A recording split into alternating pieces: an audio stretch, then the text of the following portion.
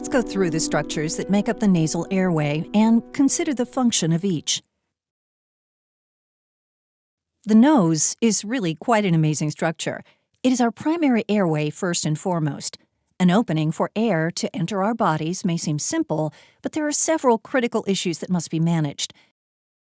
The lungs are fragile, and the nasal airway is the first line of defense against dirty, dry, and cold air. The first task that your nose must accomplish is to provide a rainproof airway. Perfect breathing air should be clean, humid, and warm, like in this forest. Unfortunately, noses also have to cope with dusty, dry desert air. Dry air needs humidification, dusty air needs cleaning, and cold air needs warming. The large surface area of the nasal passage performs these functions. The nasal hairs, called vibrissae, are the first line of defense against large particles and debris. The external part of the nose has to be somewhat flexible to bounce back from trauma, yet rigid enough to maintain an opening. As air flows into the nostrils, the flow creates an inward force that tends to collapse the nostril. Flexible cartilage under the nasal skin provides support to resist this force. The paired lower lateral cartilages and upper lateral cartilages are embedded in the nasal skin and provide this support. The paired lower lateral cartilages are the primary support for the nostril as viewed from the front. Once air enters the nose, it is divided into the left and right by the nasal septum. The septum extends from the nostrils to the nasopharynx. The septum provides additional surface area for air to come in contact with mucous membranes. The septum changes the airway into more of a slot on each side, as the yellow cross section demonstrates. This shape encourages laminar airflow, which has lower resistance than if there is turbulent airflow. The anterior portion of the septum is composed of cartilage that can flex and move without breaking. The superior septum is comprised of thin bone, which is a component of the ethmoid bone. The inferior and posterior part of the nasal septum is the thick vomer bone, a distinct bone that abuts the skull base at the sphenoid bone. The farthest back portion of the nasal airway does not have a partition. The nasopharynx is this common space and represents the back of the nasal airway and the top of the pharynx. The inferior turbinate is a large and important part of the nasal airway. It runs from the front of the nose to the back. The inferior turbinate is a discrete skull bone and attaches to the maxillary bone. The inferior turbinate is a highly vascular structure and can change size to regulate airflow. It has a large surface area to humidify and warm the air. The space under the inferior turbinate is called the inferior meatus. Another discrete bone, the lacrimal bone, shown in green, helps form the tear duct, which drains into the inferior meatus. The middle and superior turbinates are part of the ethmoid bone. The middle turbinate serves as a key landmark during sinus surgery and diagnostic endoscopic examinations.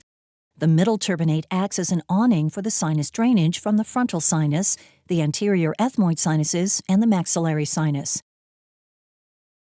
The middle turbinate is often divided into three sections: the vertical portion, the basal lamella, and the horizontal portion. The basal lamella divides the anterior ethmoid sinuses from the posterior ethmoid sinuses. The posterior ethmoid sinuses drain from under the superior turbinate. Airflow through the slot-shaped passage between the septum and the turbinates can be divided into three levels. Most of the airflow occurs low in the nasal passage between the septum and the inferior turbinate. The highly vascular inferior turbinate can change size and regulate airflow at this level. The left and right inferior turbinates alternate between enlarging and shrinking, allowing one side at a time to recover from dry or irritating air exposure. The second level is between the middle turbinate and the septum. The middle turbinate does not change size like the inferior turbinate. A vascular location of the septum called the swell helps to regulate airflow at this level. The swell can change in size similar to the inferior turbinate. The third level of airflow is high in the nasal cavity. This extremely narrow passage leads to the olfactory nerve endings where the sense of smell begins. This region does not have a large airflow volume. The delicate nerve endings require slow-moving, clean, well-humidified air to function at their best. The uncinate process is a component of the ethmoid bone. There are several different configurations of the uncinate. The uncinate process provides a gutter to direct drainage from the maxillary sinus, and depending on the exact shape, it can also channel drainage from the frontal sinuses and some of the anterior ethmoid sinuses. The uncinate process helps to protect the maxillary sinus opening from direct airflow and possible contamination. You may have heard of the osteomeatal complex. Ostia means opening, and the meatus is the space under the middle turbinate. The arrangement of the maxillary sinus opening, the uncinate process, the ethmoid bulla, the ethmoidal infundibulum, the hiatus semilunaris, and the passage from under the middle turbinate define the entity. The osteomeatal complex is not a specific anatomic structure, but instead, this term describes the overall configuration of this critical drainage intersection.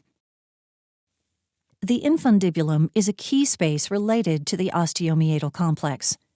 The infundibulum is that space that is bordered medially by the uncinate process, laterally by the lamina propria, which is the thin bone that makes up the orbital cavity here, and posteriorly by the ethmoid bulla.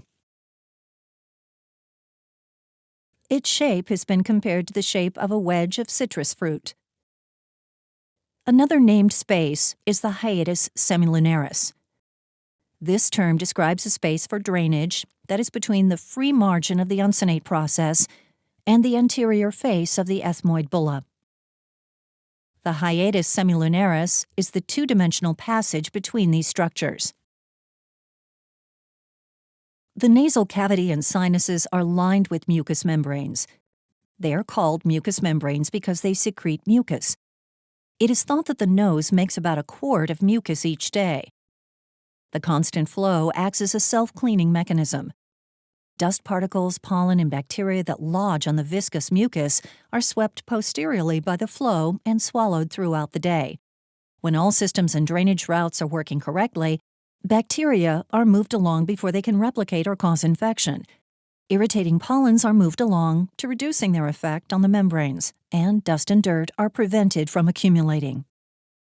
Unlike this simulation, healthy nasal mucus is produced by all of the surfaces, and it flows in an extremely thin, clear layer directed towards the throat for swallowing. The mucous membranes have hair-like cilia on their surface, which provides the pumping action that makes active mucus flow possible. Particles stick in the viscous mucus and are moved along by the coordinated action of the cells that line the sinuses, much like a drunken crowd surfer is moved at a concert. The drainage from the anterior sinus cavities mix together in the osteomeatal region. The frontal sinus drainage is shown in green.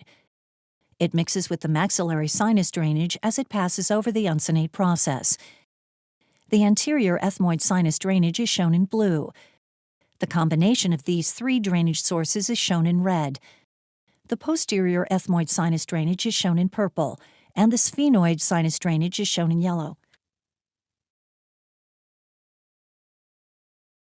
As you can see, the nasal cavity is well equipped to provide a low-resistance airway and condition the air as it passes into the lungs.